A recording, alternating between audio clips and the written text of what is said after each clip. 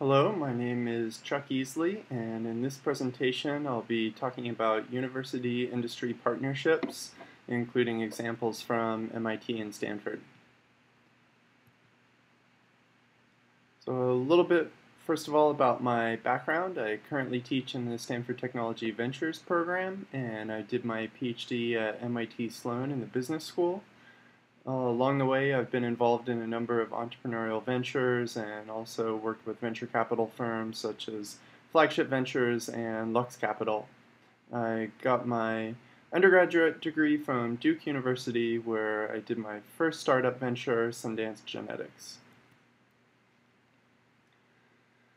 So I want to make 3 points here about university-industry partnerships, and I'm going to frame this around the idea that all I really needed to know I learned in kindergarten to help remember them. And so the first is that it's important to learn to share well with others. What do I mean by this? Industry should be seen as a source of interesting problems to work on and develop, not primarily just a source of funding. The second is, if at first you don't succeed, try again. And what do I mean here? That university-industry partnership should be seen as an experimentation process. It doesn't happen overnight, and it can't necessarily be copied and pasted from a different setting. So it must be seen as a decades-long process. And then finally, be careful who your friends are. By this I mean avoid university capture. Universities must change with the times, but yet retain their own unique advantages. So these are 3 themes that are going to be woven throughout the course of the rest of the talk. And next I want to play a short video clip by a computer science faculty member at Stanford, David Cheriton, who has been a serial entrepreneur and was also the first angel investor in Google. I've always been, in computing, always been interested in what people would describe as applied problems, and I would describe as real problems. That is, things that people actually care about, and so there's a certain frustration you experience in the research world where if you think you've come up with some good ideas, you've carried them a certain distance, you write a paper on it, the graduate students involved graduate, and it kind of stops there, and so it's always hard to make something really prove itself in the real world in that form. So I became interested in this because I was developing things that I thought should live longer than a research paper, and I think the research papers clearly have an impact, but it's amazing the degree that technology transfer really takes place with people. You know, you have to have a person that really gets it, really understands it, and also things that are born in the research world are not really ready for the real world. Generally speaking, there's somebody who has to be, this is my baby, and I'm going to raise it in the real world, so it's really competitive. And so I think you have to be part of the technology transfer process. So I suppose that's a long way of saying that, you know, one gets very interested in technology transfer when you realize that the alternative feels like technology death at times. So part of what David Cheriton is talking about there, besides his own motivation for trying to work on kind of real-world problems, is this idea that part of the mission of the university is knowledge transfer, is getting this knowledge out of the university and to benefit the broader economy and the society. And that part of that process requires the engagement of the faculty members who created that knowledge, that it can't just be created and thrown over the fence, so to speak. And so that's why he has chosen to get involved in technology transfer and in actually commercializing technology through entrepreneurship. Next, I want to give a bit of history about how some of these ideas and culture has been embedded in Stanford and MIT since the very beginning. And so Stanford University has been unconventional since its founding. The founder of the founder of Stanford University, Leland Stanford, really wanted Stanford to be a place that created both cultured and useful citizens. And so there was a sense that Stanford not be hallowed by traditions, that it point forward. And so there was a sense that students should be both educated broadly, but also learning knowledge that's useful in the world. And MIT, similarly, you can see this in the MIT logo, and MIT's founder similarly indicated that he wanted to create an institution to respect the dignity of useful work. And MIT's slogan is Latin for mind and hand. And its logo shows the scholar and the craftsman in parallel positions. And so there's this embrace of industry and this balance between wanting to create students who are both scholars, but who also are using that knowledge for something useful in society. That knowledge is spilling over outside of the university to benefit the economy. So I want to talk about a few examples, and there are many that I could talk about, but I'm just going to zone in on 2 or 3 and then abstract away from that a more general model of how university-industry partnerships might work well. So I want to show one more video clip, and I'll just show part of this one, which comes from the class that I teach at Stanford on technology entrepreneurship. I would say that we will have lots of Silicon Valleys all over the world, but we'll still be the mother church here in Silicon Valley 20 years from now. Why? Stanford University. This is Ground Zero. This is Engineering 145 at Stanford University, a startup entrepreneurship class dedicated to helping students start their own businesses. We try and give the students an overview to what it means to be entrepreneurial and to create a technology-based company. I think with Facebook, with Twitter, with mobile, there's going to be a lot of advances with that. These guys are the ones that are trying to figure this out. Each student's task is to actually find a solution to a real-world problem and create a business around it. And they're partnering with real-world mentors, including experienced company founders, angel investors, and venture capitalists like Charles River Ventures partner Bill Tye, who help them every step of the way. The best business models are. So this is an example where I bring in a lot of industry guest speakers and industry mentors to work with the students. And one of the easiest and most straightforward ways to partner with industry is in the teaching mission and in the classroom. And so in this class, the students are working on startup projects, and many of them take these projects forward even after the class ends to actually go on and really create the business. But I think to really have a true partnership between the university and industry, it has to go beyond just teaching and to research as well. And I just wanted to highlight some of the economic impact that this can have. And so this data comes from a survey that went out to all MIT alumni and asked them about their entrepreneurial ventures.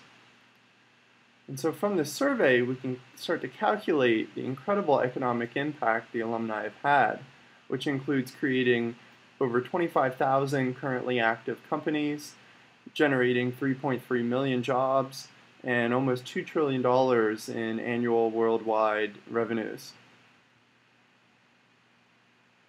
And the students are demanding this type of entrepreneurial education. You can see that over the decades, the students who indicated that they chose to come to MIT specifically because of its entrepreneurial reputation has been increasing. And so there's going to continue to be competition amongst universities to attract these more entrepreneurial students. So there's a lot more information I just want to point out in this report that we put together from the MIT alumni dataset. But I think this entrepreneurship aspect is a particularly important but overlooked angle to how university-industry relationships go. And it's also important to note that a lot of the major donations that come back to U.S. universities in the form of buildings or large donations for new programs and centers come from alumni who have started their own companies and want to give back to the university. And so this is an important aspect to understand. And it's not just MIT. We've done a similar survey with Tsinghua University in China, and also find an incredible economic impact of the alumni who go on and start companies there. So beyond the numbers, I wanted to dive down into a couple of specific examples. And with Stanford, one obvious one that comes to mind is Google. And Google kind of epitomizes the relationship between a startup and entrepreneurial university.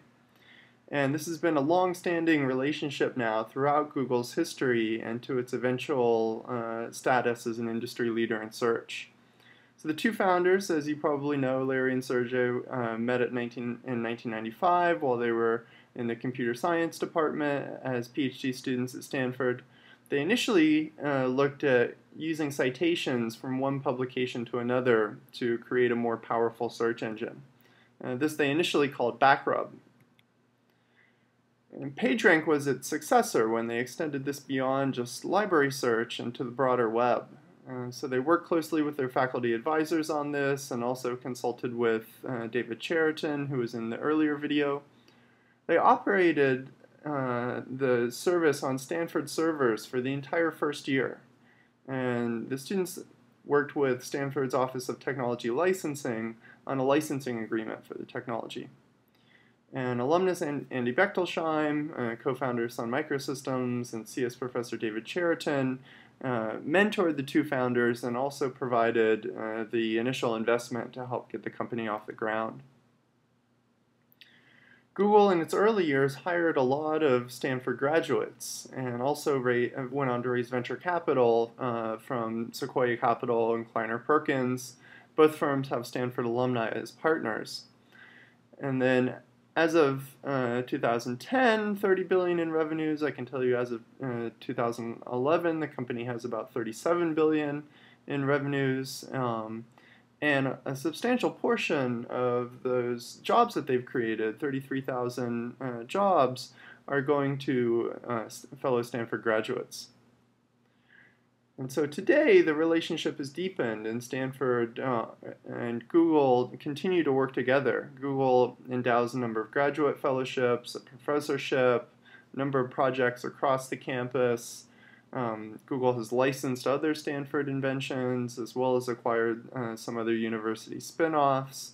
And faculty members and also Stanford students often spend time away from Stanford and working at Google. The second example that I wanted to talk about, which works a little bit differently, is the MIT Media Lab. And MIT Media Lab is interesting in that it's part of the MIT School of Architecture and Planning, but it's almost 100% industrially funded. And the important thing to note here is that the Media Lab doesn't accept funding on a faculty member or per project basis. The Media Lab asks the sponsors to fund general themes of the lab and to engage at that higher level rather than sponsoring a particular research group. And so then the companies are guided in this relationship through specific lab members, faculty and research staff, who then, after the research is in progress, might share some of the initial results and give the industry sponsor a kind of first right of refusal to see if they're interested in further developing the technology. Certain projects and researchers are also funded through more traditional government institutions, and it's also worth noting that because the industry sponsors have a right to use the technology but not necessarily ownership, there's been a lot of startup and spin-off creation from the Media Lab as well, with projects that the industry funders didn't necessarily want to take forward themselves.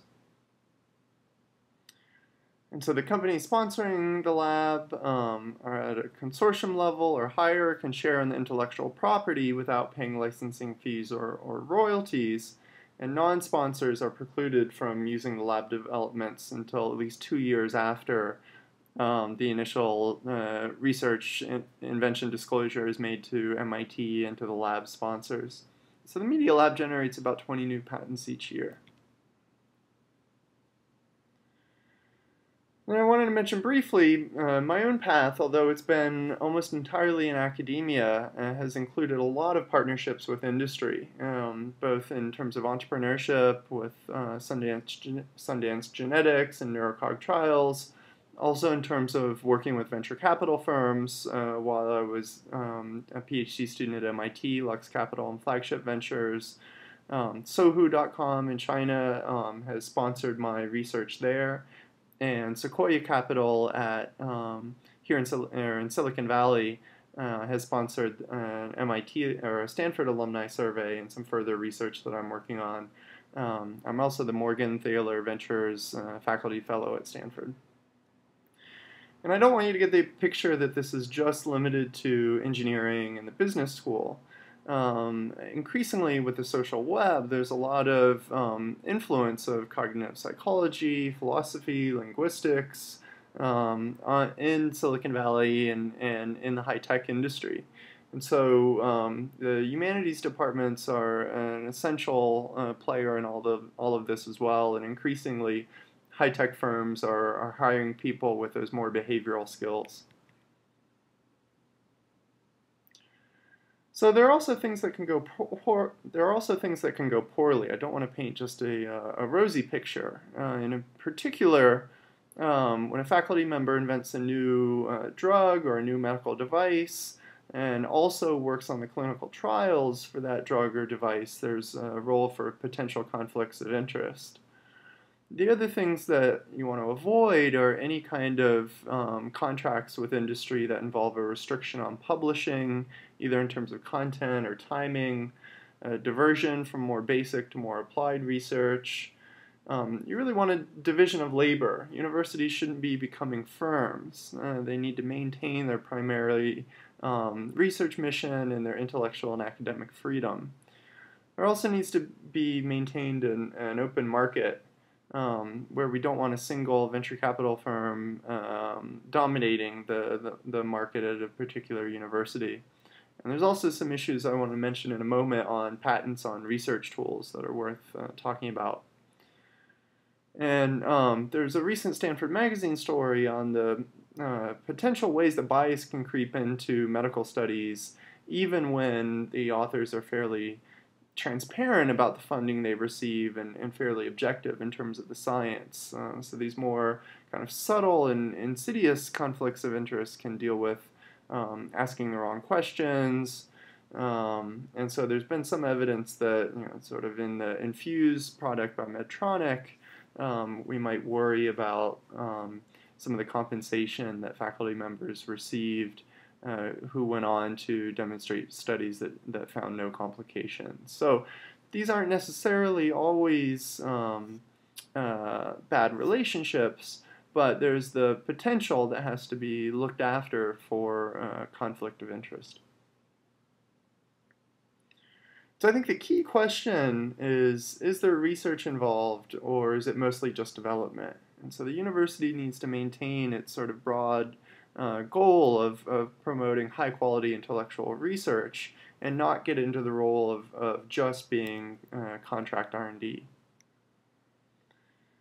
So we have benefits and costs to industry-university relationships, and if those relationships can be structured so that they allow faculty to work on more interesting, more relevant problems, to work in what's been termed Pasteur's quadrant, where there's high levels of academic rigor, but also high levels of academic relevance to society, that's really important. Funding can then help to increase the university's impact. It can also lead to students getting trained in skills where the jobs in the coming years are going to be, and this can result in a virtuous cycle where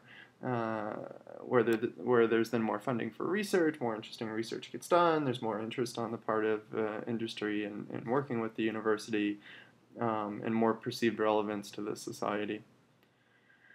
On the other hand, there is the potential, if it's not guarded against, for diversion of faculty research, restrictions on open science. We need to keep in mind that learning for its own sake has important benefits as well.